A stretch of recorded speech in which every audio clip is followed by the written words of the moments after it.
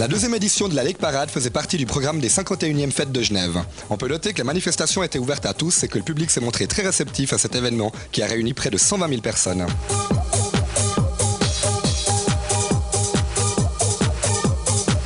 On s'est rendu compte que c'était une attente ici à Genève et que les jeunes aimaient bien danser sur la rue. Donc on a réitéré l'événement et le fait que ça tombe en même temps de Zurich ne nous fait pas vraiment peur parce que le concept est différent. À la fin de notre parade, on offre une autre méga open air à ciel ouvert avec les meilleurs DJ du cru roman et tout ça gratuitement. Et c'est ce qui fait aussi le charme de Genève. L'année passée, ça s'est très bien déroulé. Nous constatons qu'il y a beaucoup plus de monde que l'année passée et on espère que ça se déroule aussi bien. En fait, c'est assez connu jusqu'en France. Moi, je viens de France. On préfère être dehors qu'à l'intérieur, surtout quand il fait beau comme ça. Voilà, c'est ça.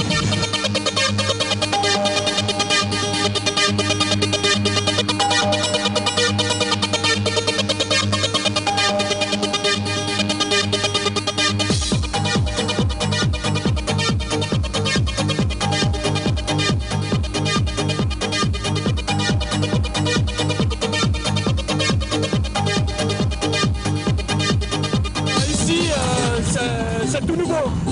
Donc on voulait voir un peu comment les gens pouvaient s'amuser ici par rapport à Zurich, on a déjà allé plusieurs fois. Nous ne sommes pas à Zurich parce que c'est ici la Lake Parade à Genève et on s'éclate aussi autant bien qu'à Zurich. Je suis genevoise et je préfère faire la fête ici avec les Genevois qui parlent français. Je pense qu'avec Zurich, les autorités genevoises, on fera tout en sorte pour que l'année prochaine, on puisse offrir à notre population deux événements à deux dates différentes. La Lake Parade va s'agrandir et elle va devenir aussi grande que celle de Zurich.